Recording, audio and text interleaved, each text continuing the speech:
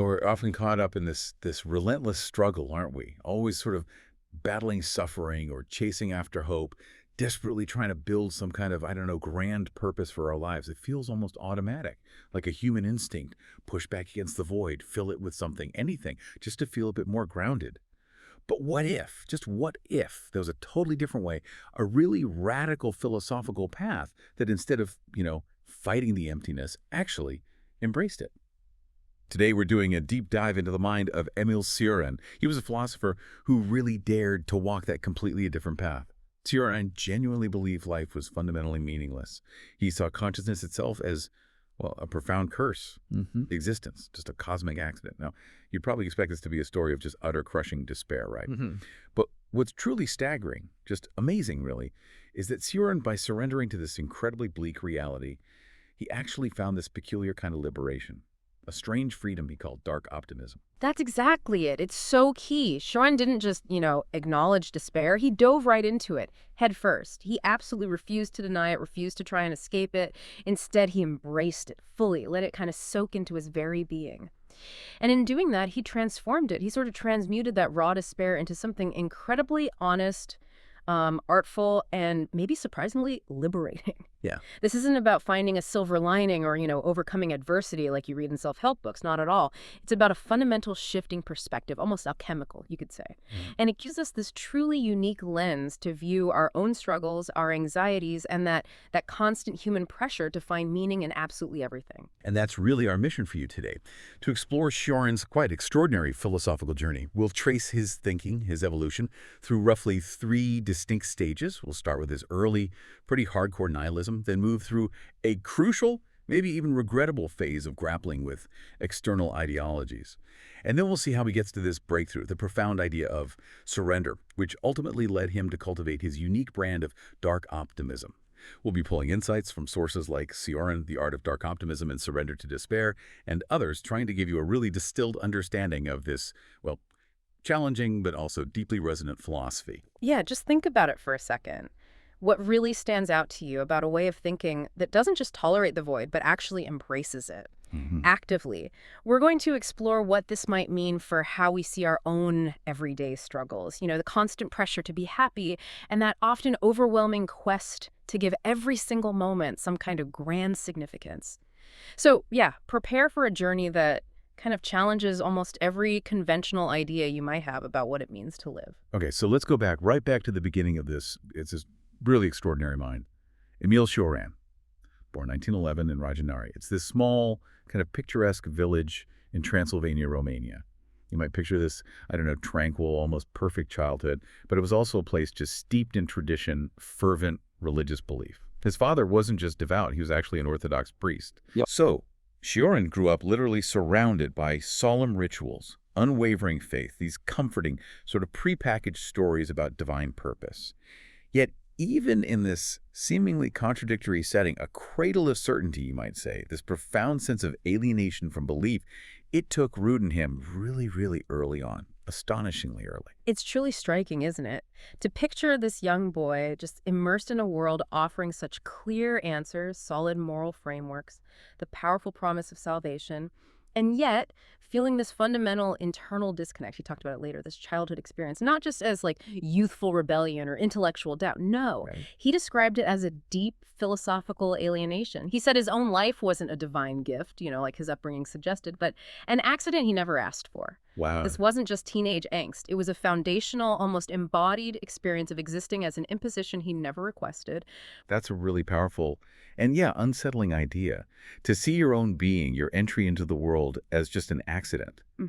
Most of us were kind of raised, maybe implicitly, maybe explicitly, with the idea that our lives have some inherent purpose, right? Some destiny, part of a bigger plan. We're told we're meant to be. But for Cioran, right from the start, his existence was just arbitrary, random.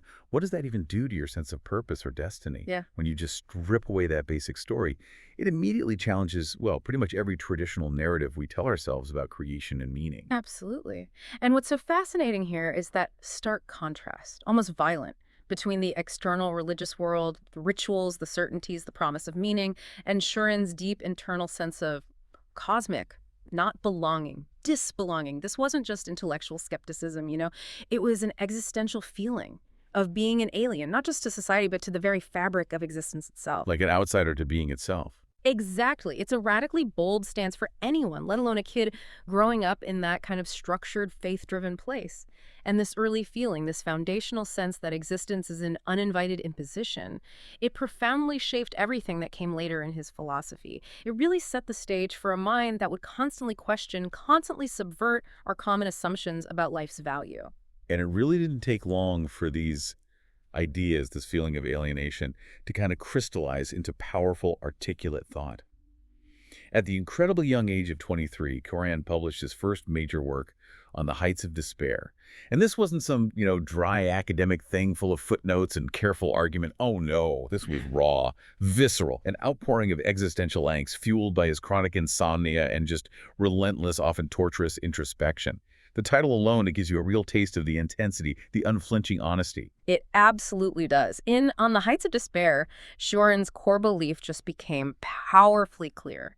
If life truly is an accident, he argued, if there's no inherent design, no preordained meaning, then why, and he asked this relentlessly, why do we cling so desperately to illusions of meaning? Illusions like purpose, like progress, like destiny. He wasn't just questioning specific meanings people find, he was digging into the very human need to invent them, to construct them, to chase them. Good audacity. Yeah.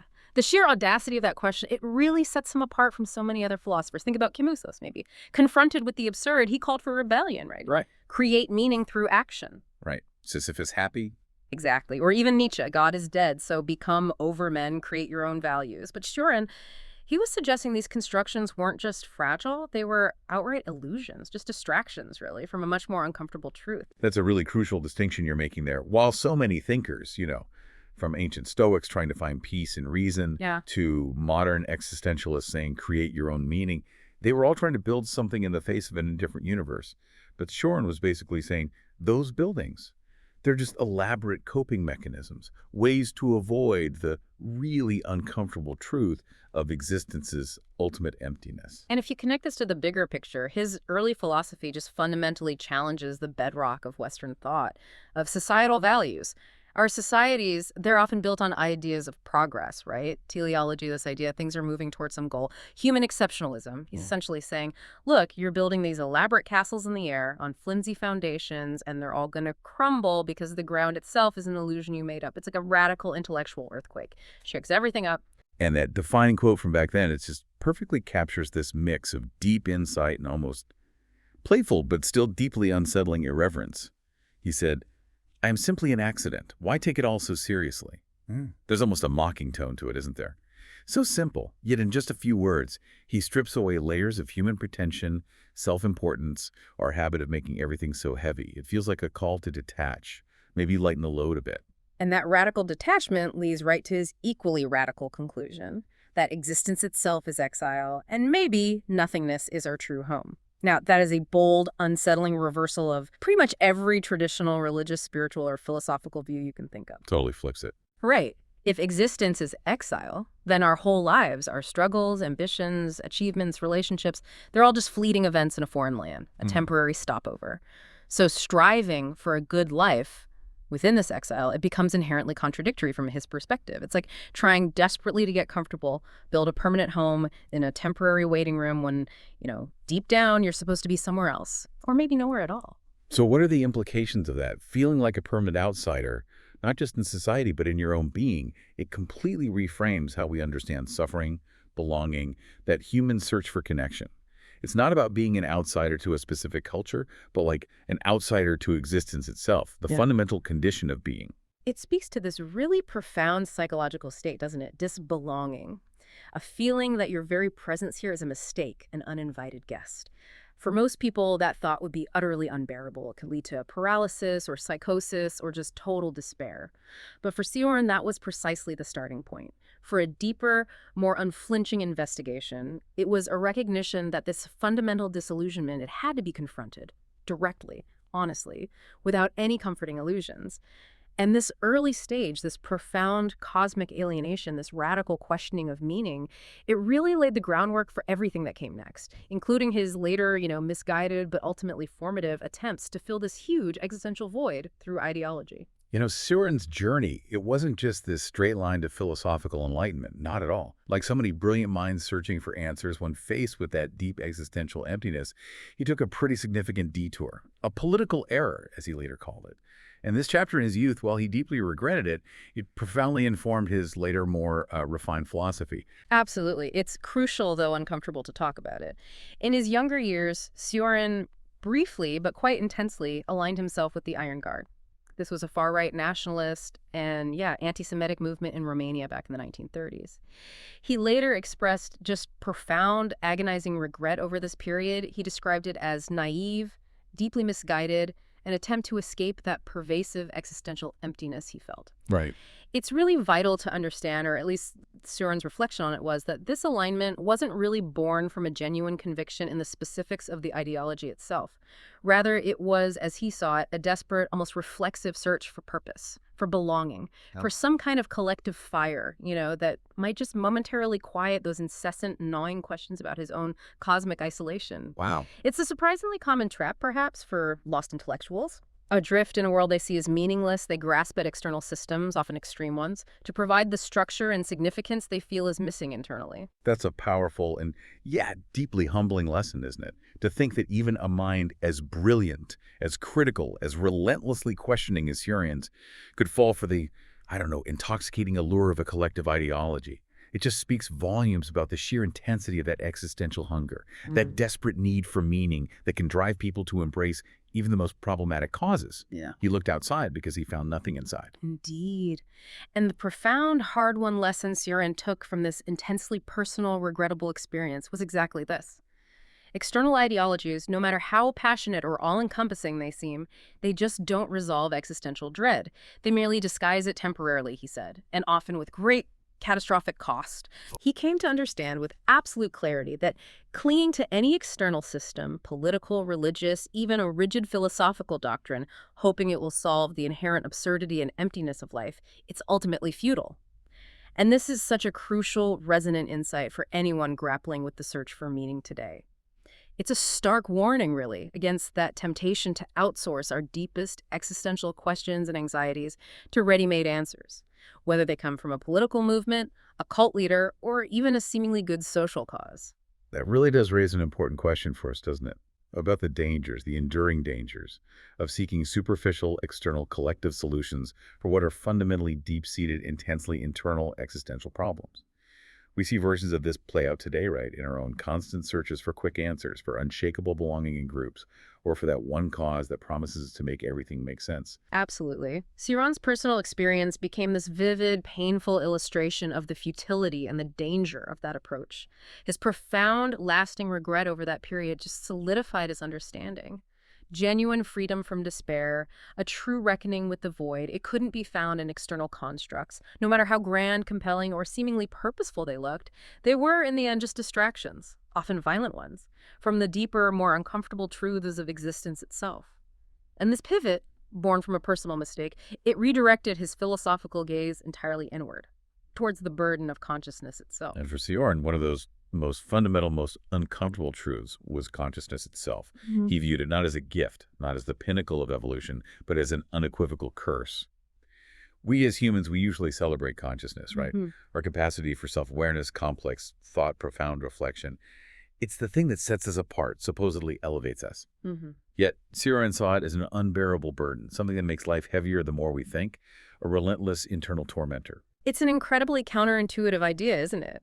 But it becomes deeply compelling when you really immerse yourself in his perspective. Cioran meticulously broke down his argument. He highlighted how awareness, this very act of self-reflection, our uniquely human capacity to conceptualize our own mortality. These become not blessings, but endless sources of torment. Our minds are just perpetually sifting, analyzing, anticipating future sorrows, regretting past mistakes, constantly building narratives of suffering. We're never really at peace. Never quiet inside. Never. For Cioran, it was this relentless, inescapable internal monologue, a ceaseless buzzing in the brain that he believed burdened us far, far more than it ever blessed us. So in his profoundly flipped view, the very thing we pride ourselves on, our intellect, our self-awareness, is actually the source of our deepest, most inescapable suffering. He's not just questioning its benefits, he's condemning it as a fundamental flaw. And what's truly fascinating here is that radical inversion of typical human pride. Cioran openly, seriously envied animals and insects, who, as far as we know, live purely by instinct, free from the torment of self-awareness. Their existence, he imagined, was simpler. Unburdened by the constant questioning, the agonizing self-doubt, the profound awareness of their own finitude of impending death. Wow. For Cioran, the ability to ponder, reflect, worry, obsess. It wasn't a superpower giving meaning, but a debilitating, ceaseless condition that robbed life of any potential serenity. He even gave us that quote that really drives this bleak point home, doesn't it? Articulating that deep yearning for an unburdened existence. Better to be an animal than a man, an insect than an animal. It's such an exogative and frankly disturbing statement. It just highlights how deeply he felt this crushing burden of being human, of being perpetually conscious. It's a testament to his utter disillusionment with the human mind. And this torment, it wasn't just abstract philosophy for Cioran. It manifested very physically in his lifelong battle with severe insomnia, chronic insomnia, night after night. And his wife suffered from it too, which kind of hints at the depth of this shared existential unease, perhaps. There's burden. Yeah. For Cioran, insomnia wasn't just a sleep disorder. It became this profound personal symbol, a living, breathing metaphor for human existence itself, condemned to stay awake and think, night after night, never truly at peace. His consciousness, just relentlessly operating, never allowed him real rest, only perpetual reflection and unceasing, uninvited engagement with his own thoughts. Like a physical manifestation of his philosophical torment. Exactly. Unable to escape the burden of his own awareness, even in the deepest, quietest hours. You know, we connect this to the bigger picture. It makes his otherwise really bleak ideas incredibly relatable, despite how extreme they are. I mean, who hasn't had those sleepless nights? Plagued by overthinking, a mind that just won't switch off, replaying anxieties, pondering the incomprehensible. Cioran elevates this universal human experience, this restlessness, this mental exhaustion, to a central philosophical concept. He shows how it perfectly embodies that relentless, inescapable nature of consciousness, not as a blessing, but as a curse. And this relentless burden of awareness, combined with the futility he found in trying to find meaning externally, it ultimately pushed Cioran to seek an entirely new, radical way to live within despair, rather than trying to escape it or cover it up. So after decades of wrestling with this profound existential dread, grappling with the failure of ideologies, being tormented by his own inescapable consciousness, Cioran didn't suddenly find hope. Not in the conventional sense, anyway. He didn't find some grand purpose to grab onto or a new belief system to embrace. Instead, he made a truly radical discovery, the path of surrender. And this idea of surrender, it was deeply tied up with his equally radical anti-natalist views. Cioran was a passionate anti-natalist. He believed unequivocally that it is better never to have been born. Which, I mean, it's a direct, logical, though obviously extreme extension of his earlier ideas, right? If life is an accident and consciousness is a curse, then bringing new life into this existence is, in his view, an act of profound thoughtlessness. Or even cruelty. It's like condemning another being to the same meaningless struggle, the same inevitable suffering. He wasn't pushing for self-destruction, but more for stopping the cycle of suffering by simply not creating more consciousness. That's an incredibly stark position to take, isn't it? Yeah. Really challenging. I mean, the vast majority of humanity is instinctively geared towards procreation, continuing life, building a future. To reject it so completely just underscores his fundamental disillusionment with the very act of existing. It does. And this leads him to his equally provocative rejection of happiness. He saw happiness not as a legitimate goal, but as a profound lie, a temporary relief, merely a shadow we chase out of desperation. He fundamentally challenged that pervasive societal, maybe even human, goal of happiness. Why a lie? Because for Cioran, it's fleeting, right? Inherently unstable, just a distraction from the deeper, unchanging truths of meaninglessness and suffering that, for him, permeates existence. The very chase for happiness, he suggested, is itself a form of desperation, a frantic, often exhausting attempt to avoid facing the fundamental absurdities, the inherent suffering of life. Like trying to paper over the crack. Exactly, masking the void with transient pleasures instead of facing it directly. And this constant striving, he argued, it only compounds the suffering in the end. This really raises an important, maybe uncomfortable question for us, doesn't it? Could our relentless, sometimes guilt-ridden pursuit of happiness actually be hindering a deeper, more honest engagement with existence? Are we, in our desperate search for joy, maybe inadvertently stopping ourselves from confronting uncomfortable truths? Truths that might paradoxically lead to a different, maybe more authentic kind of peace. Absolutely. Cioran believed that by constantly striving for this illusory state of bliss, we deny ourselves the chance to truly experience, to deeply process, the full, rich spectrum of human emotions, including the profound depths of despair and melancholy. And this brings us right to his ultimate breakthrough, his unique concept of surrender. Unlike, say, the Stoics, who tried to soothe despair through reason, through cultivating meaning, or through disciplined resistance to external events, Cioran chose an entirely different, much more radical path. He actively chose to surrender to despair rather than resist it. And this is where it gets genuinely fascinating, because this surrender, it's anything but passive resignation. It's not about giving up a defeat. Instead, Cioran's surrender is this incredibly active, transformative act. He didn't fight despair. He consciously chose to let it wash over him, to pass through him completely. He processed it, felt it in its rawest form, and then in this act of profound existential alchemy, he transformed that raw, unadulterated despair into art. Writing, for Cioran, became his salvation, not in a hopeful, redemptive way, but as this powerful process of inner transmutation. That's the crucial distinction. And it's truly revolutionary. He didn't seek to overcome despair or create meaning where he believed there was none. Instead, he found this profound way to process despair creatively. And what's truly fascinating here is this concept of existential alchemy. Right. It's not about finding some hidden treasure in the darkness, but about transmuting the base metal of suffering and meaninglessness into something else entirely, something artful, expressive, something that offered a unique kind of clarity. For Cioran, the act of writing itself, the precise articulation of his inner torment, wrestling with language to capture the essence of his despair, that was the alchemical process. The process itself. Exactly. Yeah. Through this relentless, almost obsessive crafting of words, he moved beyond just suffering. It wasn't about finding answers in the writing, but about expressing the condition itself, giving form to the formless void. And what this produced in him, it wasn't happiness. Not at all. But it was a sense of profound relief, a lucid clarity, and maybe a defiant sense of agency within his despair. It was a way to live with the void, not against it. There's that unexpected lightness in one of his quotes from this time, isn't there? Especially considering his generally bleak outlook. It seems to capture this alchemical shift. He said, "Let this accident not be the reason for your sadness." It hints at an acceptance, doesn't it? The kind of peace found in just acknowledging the arbitrary nature of it all, without adding this unnecessary burden of sorrow on top. Like being liberated from the obligation to be sad about the meaninglessness. Exactly right. That radical acceptance, letting go of the need for meaning to justify your emotions, it allowed him to embrace this remarkable new identity. He became, in his own words, a proud loser. Now, that is such a powerful, paradoxical image, isn't it? How can you be proud of losing, of embracing the absurdity, accepting life's fundamental emptiness? Yeah, what does that even mean? Well, it's certainly not the conventional joy of winning or achieving success. Instead, it's this defiant, almost mischievous appreciation of the cosmic joke. It's about finding agency and even a perverse kind of glee within the meaninglessness, not by denying it, but by fully owning it and discovering a strange, profound sense of freedom in that ownership. It's like a wry smile at the universe's indifference. So if we connect this to the bigger picture, Yeah. this is precisely where that dark optimism really comes through. It's this unique, counterintuitive kind of freedom, born not from getting rid of despair, but from accepting it, profoundly, unflinchingly. It's the liberation that comes when you finally stop fighting against the fundamental, unchangeable nature of existence as he saw it. And this brings us right to the core paradox of Cioran's whole life and work. Living fully, authentically, with this intense appreciation for certain experiences, while simultaneously denying all the traditional sources of meaning, hope, and even purpose.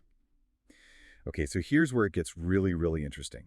Despite the profound bleakness, the seemingly unyielding nature of his philosophy, Cioran's actual life, it wasn't some consistent gray embodiment of despair, not at all. In fact, it was full of beautiful, deeply human contradictions, paradoxes that, ironically, reveal the true, complex nature of his dark optimism.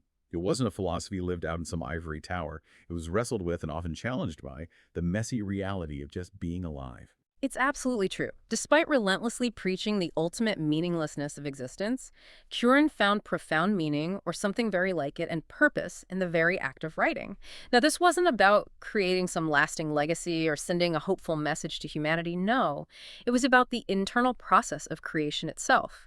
The act of expressing his torment, wrestling with language, articulating the inexpressible as a way to engage with, process, and ultimately transform his suffering. Like the alchemy we talked about. Exactly. It was a profound, almost spiritual discipline for him, a process, not a purpose in the usual sense.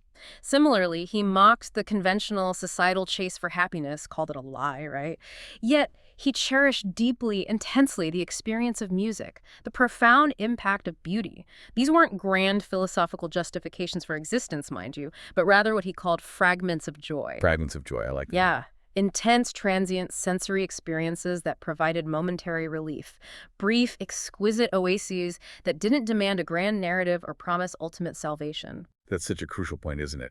That distinction between a grand meaning, this big story we tell ourselves, and these small fragments of joy. So he wasn't denying pleasure or creative drives, but he was incredibly honest, almost brutally so, about their ultimate significance, or maybe their lack of it, in the grand cosmic scheme. Precisely. One is like a conceptual illusion we build, the other is just a raw, unadorned, fleeting experience. A very nuanced position. Exactly. And this nuance is absolutely critical to understanding his philosophy. He warned passionately against illusions, yet he clearly relied on these very fragments of joy, the beauty of music, the intensity of a moment, the clarity in a perfectly written sentence to keep going. This isn't hypocrisy. It's just the raw, unvarnished human condition lived with profound honesty. His life showed that it's entirely possible to live authentically without needing to lie to yourself about life's ultimate value. For Cioran, life wasn't precious in some grand existential way, but it was absolutely worth observing, worth witnessing, documenting, experiencing in its raw, unadorned, often absurd state. It was about being this hyper-conscious, intensely aware spectator at the drama of existence. Which brings us to maybe one of his most unique and for many people most challenging perspectives. His thoughts on suicide. Despite constantly talking about the burden of existence, the desirability of never having been born, Cioran never committed suicide. And remarkably, he didn't hold back out of fear or some conventional love of life. Instead, it was because of a kind of cosmic indifference to the act itself. He famously quipped, "By the time you decide to do it, it's already too late." That's truly a singular take, isn't it? Most philosophers grapple with suicide as this profound ultimate choice, an ultimate affirmation or rejection of life loaded with immense moral or existential weight. Right. But for Cioran, well, if life is fundamentally an accident and existence is an unwelcome exile, then the act of ending it also becomes an event of no ultimate cosmic significance. The decision itself, the agonizing over it, the philosophical justifications, they all just become another meaningless event in a meaningless flow. There's no inherent moral gravity to it, no ultimate impact on the void itself. It's simply another rather inconsequential event within a fundamentally inconsequential existence. Wow. So if we can connect that to the bigger picture, it really reinforces his utter detachment from conventional moral or existential rules. It's not a call to inaction or a judgment on those who make that choice, but a radical reframing of why we act or don't act at all. It strips away the pretense of cosmic consequence from even our deepest personal decisions. And this path, this whole journey through nihilism to surrender, it leads us to the culmination of his philosophy, his final radical reflection on ultimate freedom. He put it so powerfully, just cutting through centuries of philosophical striving. The world begins and ends with us only. Our consciousness exists. In enjoying this, everything vanishes with it. Dying, we leave nothing. Then why so much fuss around an event that is no such thing? Now, this isn't a nihilistic shrug of defeat. It's not a call to just party till you drop either. Instead, it's this profound invitation to recognize that true freedom, a deep personal liberation, lies precisely in letting go. Letting go of that desperate, ingrained human need for permanence, for overarching purpose, and for those comforting promises of a grander future or an eternal legacy. That truly is a radical redefinition of freedom. Yeah. We usually think of freedom as choice, possibility, breaking free into something new, right? New opportunities, new ways to express ourselves. But Cioran suggests the deepest, most authentic freedom comes from letting go of the very things we're conditioned, maybe even compelled to crave. Stability, meaning leaving an enduring mark on the world. Precisely. He systematically unpacks the idea that the fuss, all the anxiety, the striving, the monumental efforts around dying, or even around living, it's entirely misplaced. Yeah. If everything truly vanishes with us, if our individual consciousness is basically the only world we ever truly know, then seeking permanence, building monuments, striving for legacy, trying to leave some indelible mark, those are the true illusions. So the freedom isn't dropping the burden. Yes. It's about consciously removing that immense burden of expectation, the paralyzing fear of failure, the gnawing anxiety of not having left enough of a mark. It's an act of profound self-liberation from self-imposed pressure. And this raises an incredibly important question for you, the listener. What would it truly mean, like day to day, to live without these deeply ingrained human needs? For permanence, for purpose, for those comforting promises of some external structure. What kind of profound, unexpected liberation might you find in simply accepting the transient, accidental nature of existence and finding a deep, defiant joy, not in its meaning, but in its raw, unadorned observation? It's definitely a provocative thought to sit with. Hashtag key takeaways, listener connection. So what does this whole, often unsettling journey through Cioran's philosophy mean for you? He might seem incredibly bleak at first glance, right? Like a trip into the darkest, most desolate corners of human thought. But paradoxically, Cioran's worldview offers truly profound, intensely practical lessons. Not about succumbing to despair, but about how to live with it, how to transform it, and how to unearth this strange, powerful kind of freedom in that very acceptance. Yeah, his rules for living, if you want to call them that, they might sound completely counterintuitive to how we usually think, but they offer this unique and, frankly, liberating framework for navigating life. Firstly, and maybe most importantly, don't escape despair, transform it. This isn't about ignoring your suffering or pretending it doesn't exist. Not at all. It's about actively processing it, engaging with it fully, maybe even creating something from it, rather than constantly denying or running from the discomfort. Like the alchemy again. Exactly. Allowing that difficult emotion to move through you and, like an alchemist, converting it into something else, something authentic to your experience. And building on that, his second rule is equally profound. Don't chase grand meanings. Collect fragments of joy. This is like an invitation to untangle yourself from that exhausting, often fruitless search for some overarching narrative or cosmic justification for your life. Instead, it encourages you to appreciate the beauty in small, observed moments. A fleeting piece of music, the quiet majesty of a sunrise, the weird vividness of a dream, a perfectly brewed cup of coffee. These aren't grand meanings. They're intensely felt, momentary experiences that offer genuine, unburdened relief, untainted by the pressure to fit into some larger, often disappointing story. Thirdly, and this really speaks to his proud loser idea, don't fight the absurd, dance with it. Cioran teaches us to cultivate this active, even playful engagement with life's inherent meaninglessness. It's about finding a defiant joy, a wry humor in the face of the cosmic joke, the grand absurdity of it all. It's about saying, yeah, okay, it's all meaningless, so what? I'm still going to find a way to inhabit this meaninglessness with a certain flair, a certain defiant lightness. It's about finding agency in the acceptance. And finally, a lesson that maybe resonates really deeply in our hyper-intellectualized age.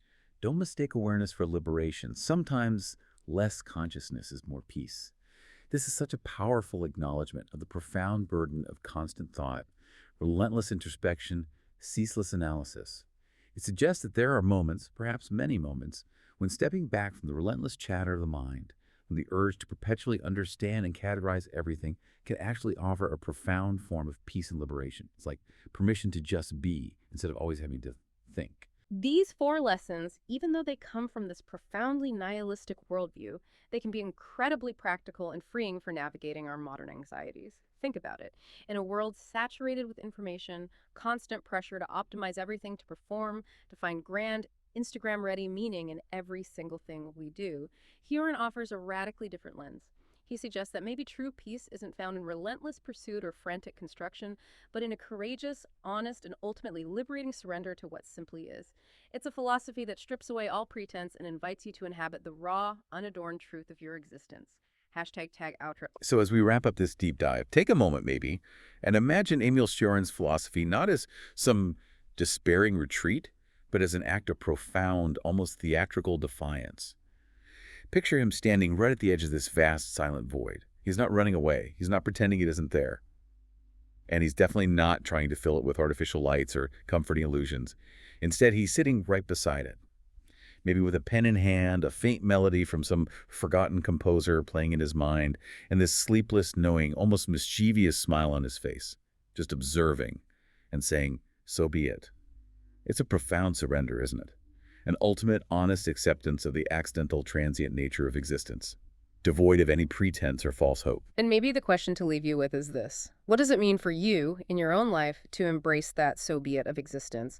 Is there a powerful, unexpected freedom waiting in letting go of the struggle, in ceasing to fight against the inherent uncertainties and meaninglessness? It's certainly a question worth pondering long after our conversation ends. Thank you so much for joining us on this deep dive into the darkly optimistic, profoundly honest world of Emil Cioran. We really hope this exploration has given you a unique and perhaps even liberating perspective to consider.